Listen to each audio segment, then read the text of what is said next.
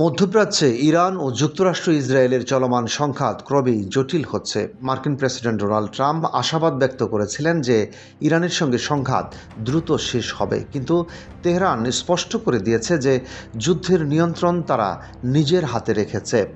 ইরানের Islamic Revolutionary Guard Corps IRGC জানিয়েছে, যুক্তরাষ্ট্র ও ইসরায়েল যদি আক্রমণ চালিয়ে যেতে থাকে, তারা হরমুজ প্রণালীর মাধ্যমে 1 লিটার তেলও সরবরাহ করতে দেবে না।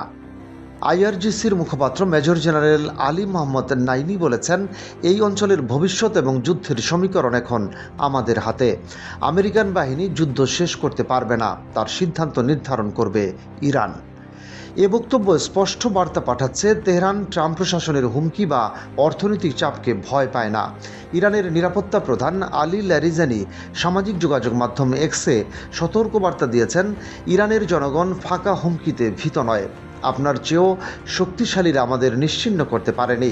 সাবধান, পরে নিজেই মুছে যেতে পারেন।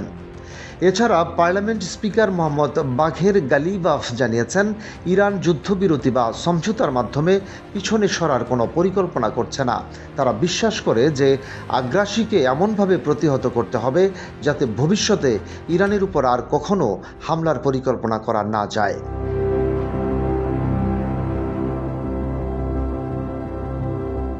সংঘাতের মাঝেই ইরানি ক্ষেপণাস্ত্রের আঘাতে ইসরায়েলের প্রধানমন্ত্রী বেনিয়ামিন নেতানিয়াহু নিহত হয়েছেন বলে গুজব ছড়িয়ে পড়েছে, যদিও এ সংক্রান্ত কোনো নিশ্চিত প্রমাণ পাওয়া যায়নি। তাসনিম নিউজ এজেন্সি এবং অন্যান্য সূত্রগুলো এই তথ্য প্রচার করেছে। একই হামলায় ইসরায়েলের জাতীয় নিরাপত্তা মন্ত্রী ইতামার বেন গাভির আহত হয়েছেন। গত 10 দিনে মার্কিন সামরিক বাহিনী দাবি করেছে, তারা 5000-এর বেশি ইরানি সামরিক লক্ষ্যবস্তু ধ্বংস করেছে।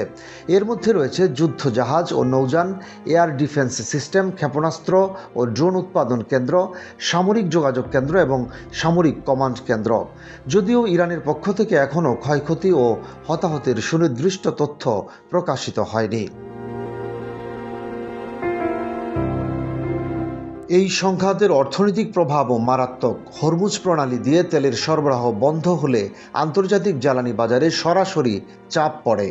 মার্কিন প্রশাসনের কর্মকর্তারা সতর্ক করেছেন, যদি ইরান হরমুজ প্রণালীতে তেলের প্রবাহ বন্ধ করে দেয়, তবে যুক্তরাষ্ট্রের প্রতিশোধ আগের আঘাতের তুলনায় 20 গুণ বেশি হবে। বিশ্বজুড়ে জ্বালানি দামের ঊর্ধ্বগতি এবং শিপিং খাতে দীর্ঘস্থায়ী প্রভাব পড়তে পারে।